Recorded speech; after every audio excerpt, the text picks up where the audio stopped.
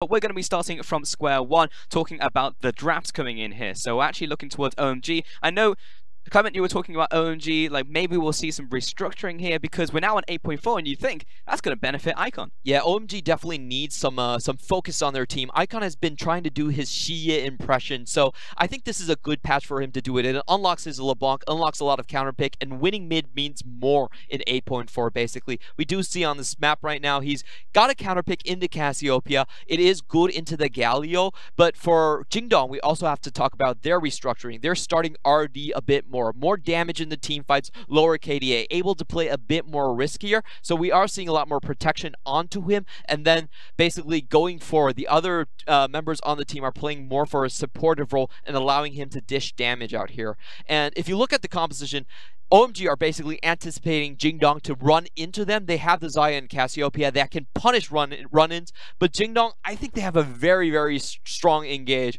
And this is one of those interesting matchups where you're looking at the spear and the shield and which one can hold.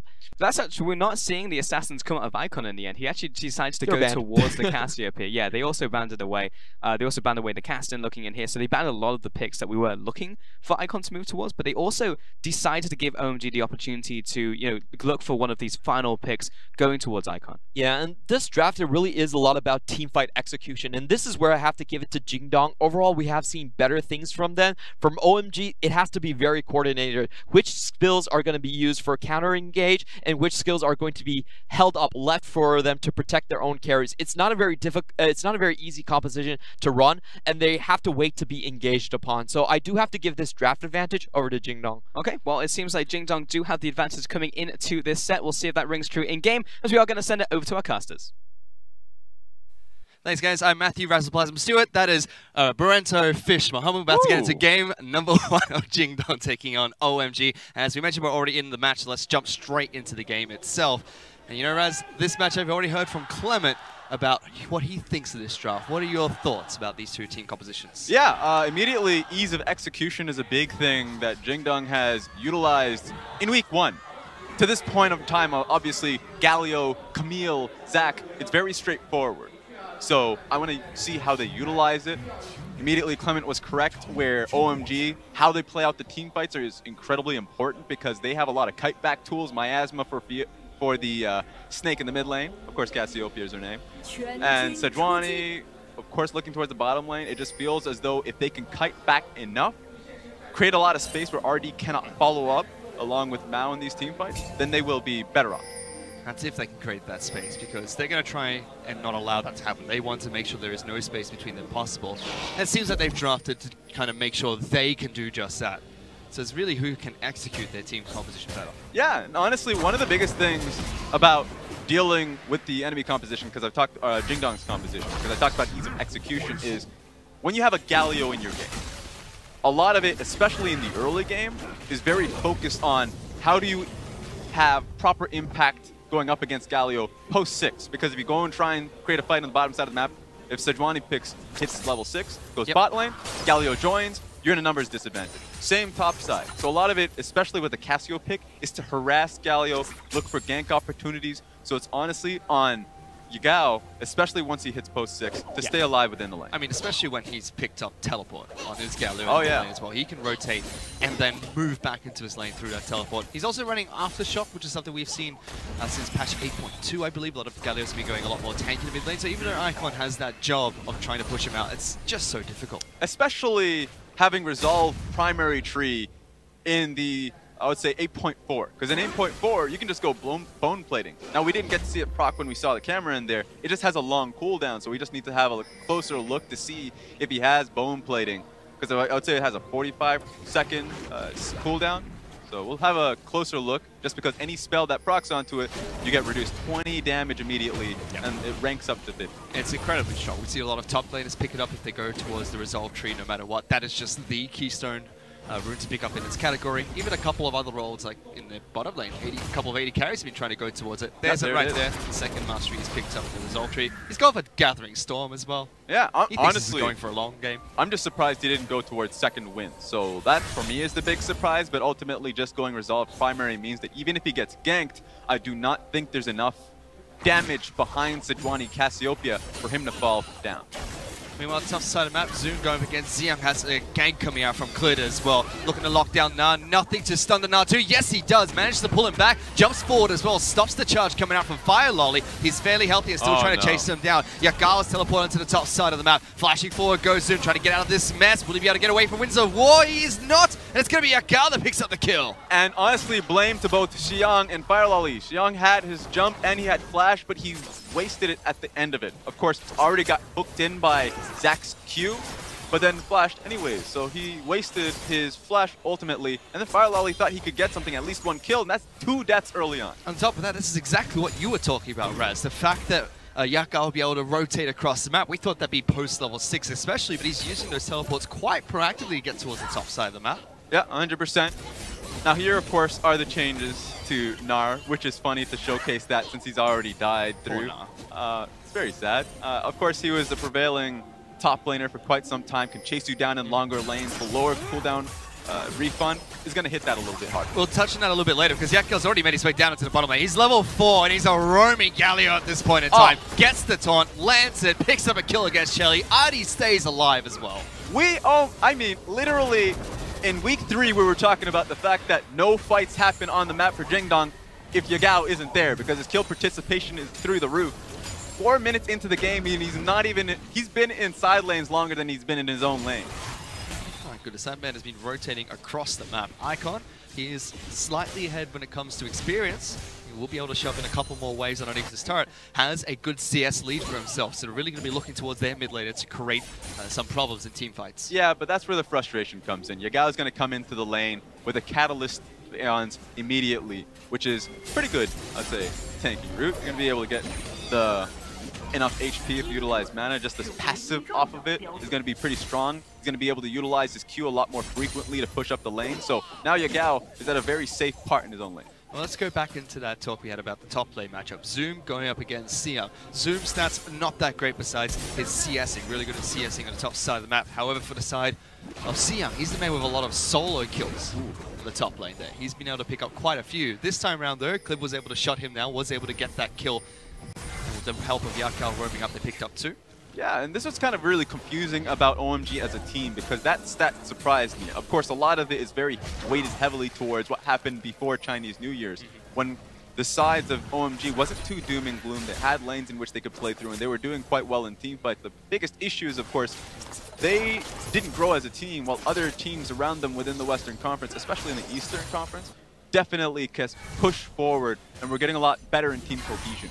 Team cohesion, communication around OMG has just been flat out poor, and a lot of the jungle rotations, a lot of the focus on the map has been prioritizing towards Icon. And unfortunately, we have a small pause here at the moment between OMG as well as But as we were talking about earlier, they were already underway through this match when we were in our last one. Through the magic of television, we're going to jump straight back into the match as fast as we can and get through this pause as quick as we can as well. And going back into the game, JDG have already created a nice lead for himself. You were talking about Na early on, and we saw how he's been nerfed recently. That was a lot of taking away from his ranged ability, making sure that he's more impactful when he's in melee form. So they put more damage on his E, but took away a lot of that cooldown reduction from his Q, so he can't chase as effectively as before. Yeah, and I don't think it's gonna hurt his play rate all too much just because he's good enough inside lanes, has good matchups. And that's the beauty of Gnar, is that even if you're split pushing, of course you have the mini Gnar, you can do quite well into tanks, and of course has a poor matchup going up against Camille, can just be a team fighter. So sure, it got nerfed. And that's going to mean that you can split push not so well, but looking towards the bottom. Bottom lane, Chelly's being caught out. JDG, they're just all over the map. We talk about top lane for a second, doesn't matter, because either Yaka or Clid is moving somewhere else, and they pick up another kill for themselves. They're 4-0 against OMG. And this is why I hate Clid.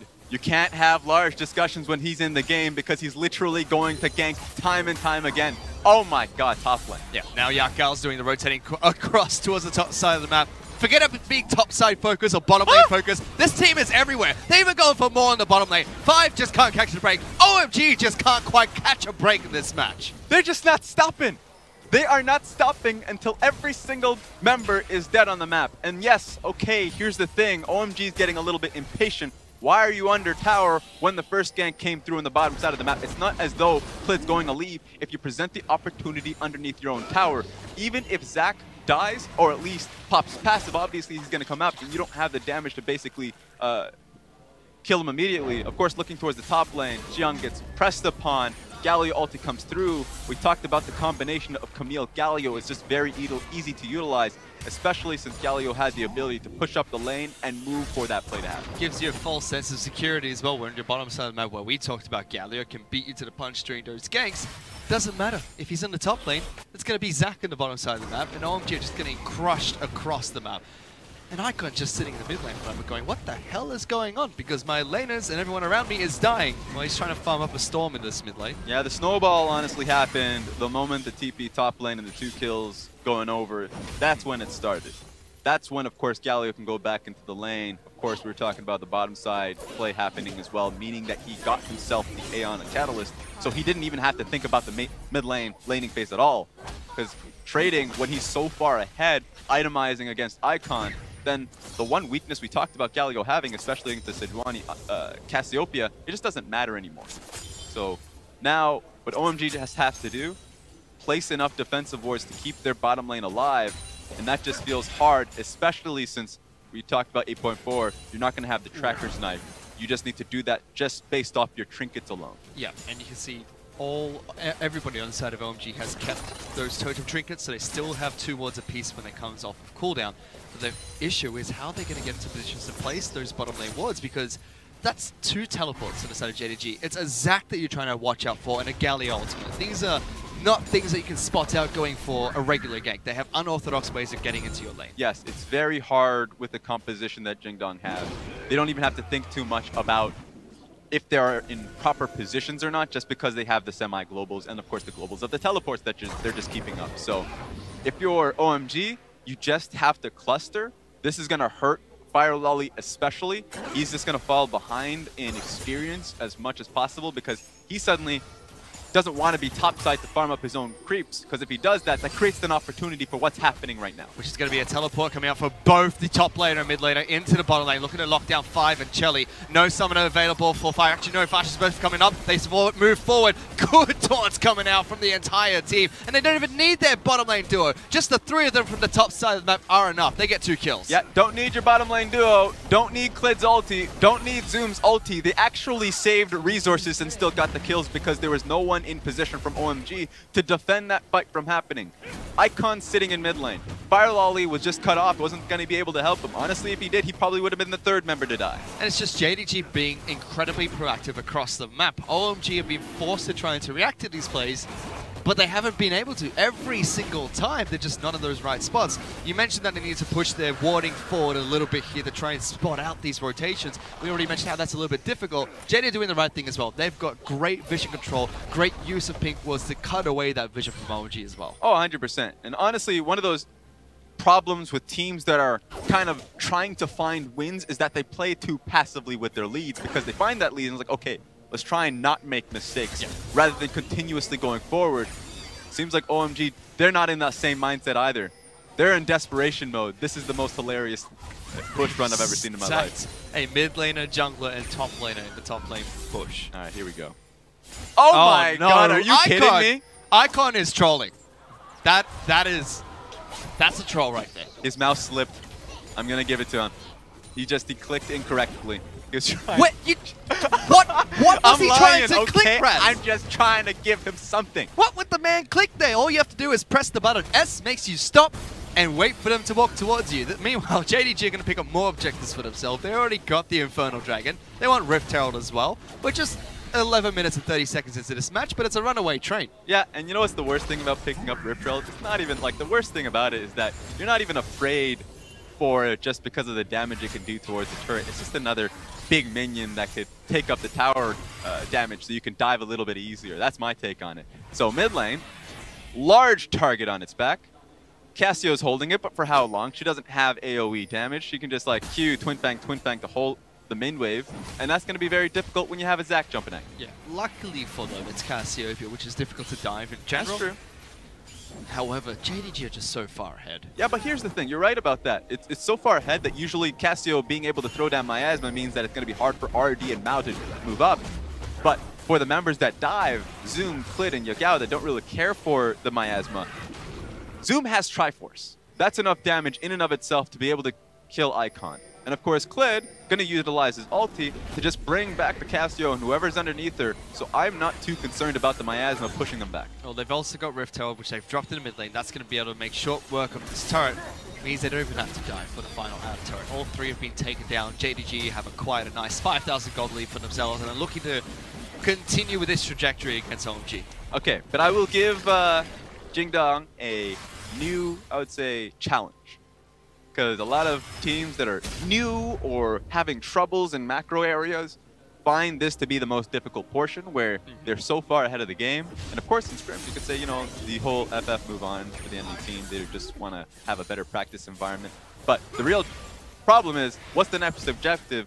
For them, obviously, they can just continuously dive on inner towers. Right. If they do make one mistake, then that's like in terms of creating the vision control. Because usually the closer you get to the enemy nexus, the more closer these turrets are. So split push is actually not that viable in moving towards the dive, because then it's much easier for OMG to protect their mid lane tower if that's going to be the case. So that's usually where the mistake happens, because there's no other objective to hold. Because this is a very early snowball lead for themselves. Rift Herald at 12 minutes, all out of turrets down by 13 minutes. There's no Baron to take. Next drag is going to be Ocean. That's not going to come up for another 3 minutes as well. And it's only inner turrets for JDG to push through for, except for this top lane adder, which still stands. Yeah, so now, of course, just to hit on a little bit what we're trying to hit on, say a little bit harder, is that once they do take this top lane tower, the challenge is being able to push towards the inner top lane tower and rotate towards that to the mid lane inner tower while it's crashing, because it's so much easier for the enemy team to defend that if you don't have proper control wards masking your movement. So how exactly do they do that? How do they prop down these proper control wards, and where exactly are they looking to try and cut out vision from OMG? Because we see this all the time, that often teams will resort to just farming, you know, sitting back on this gold lead they've acquired and waiting for Baron to spawn and make that the pivot point. And that's where we see a lot of teams try to come back against JDG, where they steal Baron away from them time and time again. That's true. I would say two of the most important control wards you can place right now, look where Sejani is, just a little bit below her, just so you can't really catch him out. That's the most warded place from the enemy team to get a little bit of vision if they're going between mid lane and top lane. And also just below blue buff area, where there's, I guess, 3 areas in which you can walk towards the top lane, towards Baron, or to the right, which is of course towards mid lane. Or you can see players do this, which is force a gank onto Xiang. They use the Galio ultimate a little bit too early, and they don't lock him down. Meanwhile, Fire Lolly's jumped down into the bottom lane. Zoom is incredibly low, but hook shot gets him away from any trouble. Xiang still chasing through, throws the boomerang to slow down Yakao. Icon is there as well, getting the Miasma down to get some good damage. Xiang's going forward, throws the rock, snipes him, and OMG pick up 2 kills for themselves. That was going to be rough. I mean, right now, if you're Zoom, you're so frustrated that you couldn't get the second hook shot because it has such a low cooldown. He was probably just like a second off of it too. And that's kind of an example of what you should and should not do at the same time when you're this far ahead. Yes, the idea of Zoom jumping on top of Xiang, looking for Yakal to jump in and pick up that nice pick in the bottom lane to open up the map. That's great, but the execution wasn't there. When you force so hard like that, it allows OMG an opportunity to get 2 picks for themselves. Yeah, and the execution was the key factor of it, because you want to have the Camille ultimate, that bubble, inside of the Galio ultimate. Look at how this gets set up, because right here, the Galio ultimate gets put out immediately, didn't even give Xiang the opportunity to really just kind of reposition. Had Xiang jumped, and then you had the Galio ultimate come on top of this Camille ultimate, you would have created an opportunity or an environment in which Xiang is definitely going to get knocked up by the Galio ultimate. So it didn't happen. They weren't on top of it. The only follow-up was going to be Galio Q, which is not even close to enough damage to solidify the kill. Yeah, mechanical mistake coming out from Zoom as well. Thought he had enough distance with his flash to get the stun down, but mispositioned a little bit. Was not able to get the stun onto Xiang. That would have been lights out for Nard. Yeah. Nard didn't even have to use his flash during that entire initiation. So a little bit of a fumble in the combo coming out from JDG, which is something that Clement likes to talk about a lot. How JDG set up a lot of mid lane and jungle combinations between Yakao and Clid, but it seems like this match, it's been all 3 of them working together with the Zac as well as the Camille and the Galio. Oh yeah, I like to see that. A lot of it, when Malzahar, I would say, kind of drifted away from the meta, a lot of that would be easier to utilize because Malzahar uses ulti and it's just, everybody just goes at him. So a lot of the times that does enough damage and holds them for long enough, so it's much easier to have a secured, solidified 3v1, 3v2 situation. Thankfully, they have Galio now, but that's been the mantra of Jingdong, is just to have as many members committed to, let's say, 1 pick, and know that they won't get punished in the opposite side. And they didn't get punished anywhere else. OMG just get the 2 kills to themselves. It stalled the game slightly, but JDG still have a 5,000 gold lead, and this is exactly what we've talked about. Since they took down the top lane turret, since they used Rift Herald at 13 minutes, 4 minutes have gone by. They made one forced play, but they haven't made any proactive movements towards taking the next objective on the map. Now they might try as they look to try and snipe out Icon, but Vision spots them out. Yeah, and that's the thing. Thankfully, they're in the right position now, but if you saw just previously the cannon minion being completely cleared out by Xayah, that's a missed opportunity because now you could see OMG is going to be in position. This is a big wave, but they should still be able to clear this out quite cleanly. And they didn't force anything on the mid lane wave when that cannon creep was, or at least that massive cannon wave was hitting it. So these are problems that Jingdong are currently making. Their control wards are not effective. You can see one blue trinket right now, at least covering the movement for Jingdong coming from mid to top lane. So they just completely abandoned it. That is the wrong decision to make. Honestly, even if you can't do it properly, you should still try and execute it on this stage. JDG, they're very creative with their combos with their champions, like how they pick up champions to make these early game leads, which they're really well known for. However, unlike a team such as Invictus Gaming, who are very similar in the sense that they create a lot of advantages through their laning phase, a lot of advantages in the early game, and snowball leads through that just by being better laners. They then transition into actually closing out those matches. JDG take a long time, and although this match, you know, JDG are 5,000 gold ahead, it shouldn't be too difficult for them to take down OMG in game 1 here after picking up those leads. We've seen it bite JDG so many times. That's true. It's a lost art, being able to utilize your early game picks and then still be able to close it out, just because if you do fail, a lot of the mentality on teams are like, well, because we didn't have any scaling picks. There are not a lot of scaling elements, so we need to change our draft, and then you start losing laning phases. So it's kind of like a pendulum where you do have to realize that skill has a part to play here. Skill as a team to be able to kill Vision properly, consistently, when you have early game picks, IG has solidified that very easily. And so that's one aspect of the game that you can respect. And this is all talking about very early leads, by the way, not before Barrow comes up, where we've seen teams play around quite a lot, not before Elder Dragon, now that we've had changes, not only to fix the bug fixes with Banner of Command interacting with Siege minions, but also how now 2 Elder Dragon stacks should pretty much be game over if you're able to get to that point. For JDG, they have yet to shorten those weaknesses, but we'll have to see how they play throughout the rest of this series. OMG, however, they have not been performing well in the LPL so far. They've been able to pick up 2 series wins, and every single match just looks like they're making mistakes after mistake. Yeah, and it's just, for me, when it comes to OMG, when you look at a lot of their team plays, team fights and split push, or just basic 2v2 between any jungler that they field and their solo laners, it's just fumbling. Fumbling the execution for dives. There was one instance when Icon had the Echo pick, they tried to dive mid, didn't work out, and they actually lost off of a positive play they were trying to make. And then the same thing essentially happens when they go for team fights, then the follow-up doesn't come through. So OMG, there are real questions to what their shot calling is like. What the communication is like when the fight actually happens, who's the main caller. Those are all of my questions because it seems like the role is not being filled well. It's not just a team fight as well. It's very evident in this match. They weren't able to be proactive throughout the early game. They were just incredibly reactive, which is a common trait with how OMG be playing so far. Reacting to what their opposition does. And if you are good at doing that, it's great because you can shut down whatever aggression the other team throws at you. But they have not been able to do that at all so far. Yeah, it just comes down to foresight as well because you're right. Oh, well, we're going to have to look at this. Firelolly's going to flash away here. Clid's flashing forward, but doesn't bring anyone back with him. JDG try to force a fight as OMG wants to defend their blue buff. And they've already pushed them off completely from the blue side. I mean, I would say that they should just start out Baron right now. There's a lot of opportunities. They could do it fast enough as well. They can at least force a teleport out of Nas. Seyoung is still in the bottom lane where Zoom is here. If they get the teleporter back off, that's a 1 trade for JDG. But let's see what they decide to go for. Firelolly is at half health. Yakel's trying to threaten with the taunt. Do they burst Baron down? They should, and they will. Picked up by JDG. Almost stolen away by the ultimate that comes out from Sejuani. But OMG look for a team fight. Firelolly is low. Clid bounces in and gets that kill. Zoom, however, still trying to fight on the backside of the team fight. Icon gets that first kill. The rest of JDG still trying to chase them down. The Snake Lady is dead. Chelly is incredibly low. 5 is trying to keep Xayah alive. Clid's still going forward. Throws out the Q, does not connect, but smites 5 to slow him down, and he'll be the sacrificial lamb. JDG narrowly secure the Baron buff, and will be able to pick up a couple of kills as well. I mean, OMG played it as well as they possibly could. Almost took down the Baron with their Sejuani ult itself. It was pretty damn low, and they were able to take down Zoom. There was a lot of frontliners on the side of Jingdong Gaming that were just incredibly too low, but that meant that RD was well protected throughout of that. So you know what? RD was able to move forward and multiple kills. So even though OMG played it as well as they could, not good enough with how far ahead that Jingdong were. Well, after they took down all the early and mid-game objectives across the map, JDG made one mistake, and then they make a Baron play. It's successful to them, and now they are about 10,000 gold ahead of OMG.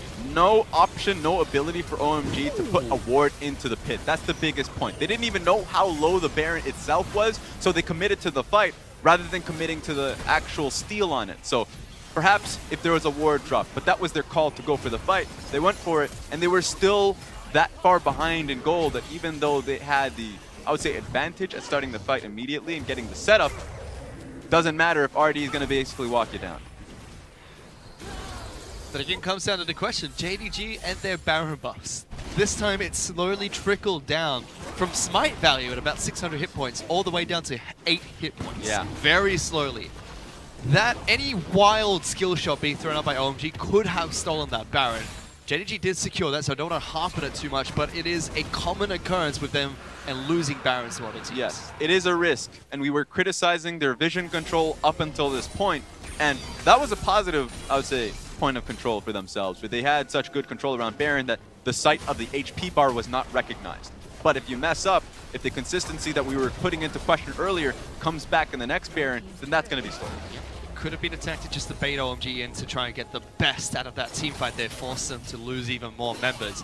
They have walked in Thomas the Tank Engine to this mid lane though, Raz. It's banded up, it has Baron as well, and he is chipping away at this turret. Oh yeah, and this is great lane assignments from Jingdong, just because they had Camille a little earlier on towards the bottom lane, and it was Cassiopeia who was holding her. They even look for a fight. RD throws out the ultimate, connects onto 5, forces him to dash away. The fact that Cassio was holding down bottom side of the map for so long made it easier for Jingdong to go towards mid. Oh, Klid's looking to try and collapse on top of Fire Lolly, and Chelly doesn't get the auto attack to secure it there, but Zoom is going to be able to lock down Sejuani. Yakal jumps in as well, gets a taunt, still trying to put damage onto Sejuani. It is enough to pick up the kill. 5 goes back in for a reinitiation. Sia looking for as much damage as he can, but he's caught out by RD, and RD gets the kill. He's on the backside of the base. He doesn't want OMG to go home. He says, you're not allowed to. It's curfew time. Stay outside. Oh OMG still trying to fight on the back foot here, in between their turrets on the top side of the map. JDG going low. Icon picks up a kill for himself. RD is still inside of OMG's base. Meanwhile, Zoom wants to end the game. He has Baron buff. He has Thomas the Tank chipping away at this turret, and those turrets are falling so quickly. RD shielding his boy in the top side of the map. Zoom ending the game. And they split them up. OMG is not allowed to return home, and with that, JDG close out the match. They pick up the first game against OMG. I don't know how I feel about that. That was pretty crazy. At first I was like, all right, this is interesting. RD is free firing. He's like in a pretty damn good position, and then they lose a kill, and you're like, wait a second, because of the fact that he's behind this barrier, behind the wall, he's not able to help him. But playing the long con, if they try and defend, if OMG try to defend their own Nexus that's being taken down by Zoom, well, guess who's going to stop them? It's RD. Baron buff and 8.4 Res, don't mess with it, because they will take down the turrets incredibly quick. JDG use it quite strategically there. They made a couple of misplays throughout the match, but besides that, it was very clean from JDG. Yeah, we had criticisms of how they were able to push leads before the 20-minute mark, but finally when they had that 20-minute mark, they knew exactly how to utilize that Baron buff, so good on them. Really positives for them in terms of how they're able to push leads from that point forward. It's very harsh, the criticism that we give towards them, but they were able to make the right plays eventually. OMG, however, once again, really trying to rely on their mechanical prowess to pick up a match, but again, we didn't see any execution or any game plan for them, so to speak, in that match. Yeah, and it feels like for them, they're going to go back and kind of have a discussion about what caused those faults. And it feels like 2 minutes, 4 minutes. Like that's KO. So a lot of it comes down to early game execution. Oh, they still are in this series. It's only game 1 that's been picked up by JDG, so we'll have to see if OMG can change anything heading into the next match. For now, though, let's send it back to the analyst desk to break down the game. We'll definitely break down something, Fish. Thank you very much. But yeah, we're going to talk about JD on this one because honestly, great adaptation coming into this patch on 8.4. It seems like they just knew exactly what to do today, Clement. Yeah. Jingdong was basically 3 steps ahead in the meta. Like we said, our prediction about 8.4 was there was going to be more passive lanes and more ganking. And what Jingdong did in this game is that they made their mid laner a ganker as well. Yeah. Just think about the number of kills they got off side lane ganks. They got 6 kills before 9 minutes. 3 from their mid laner and then 3 from their jungler again. And what's so beautiful about this ganks is that they're really abusing the lack of vision in the river. You can see Galio where he started from. It was in a basically a blind zone for the enemy team. Yeah. They never had full control of the entirety of river, but because they had Galio and Zac, they didn't need it. They could engage into the lanes without. Which is impressive, right? Because you look towards the Cassiopeia and you're like, well, Cassiopeia is going to push into the Galio. Surely OMG are going to have pressure in the mid lane. At least they can stop them from roaming. Wasn't the case. JD knew what the game plan was and just left lane. Yeah, and really, this is a huge watershed moment. I think Jingdong are paving the way of how to play the game in 8.4. And on that note about lanes being passive, I think Xayah and Rakan should be put on the shelf so far.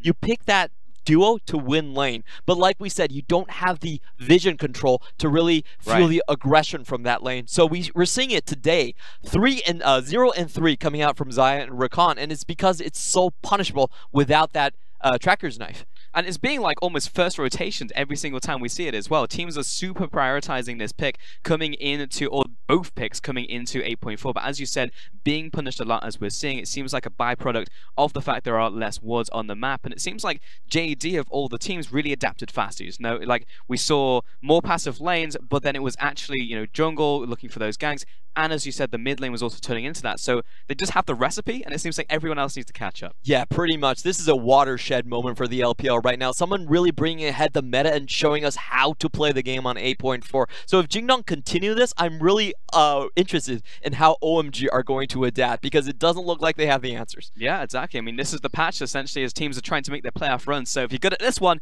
it's a high likelihood you will be able to make it into playoffs. We'll see if they can continue that momentum heading into Game 2 as we take a short break.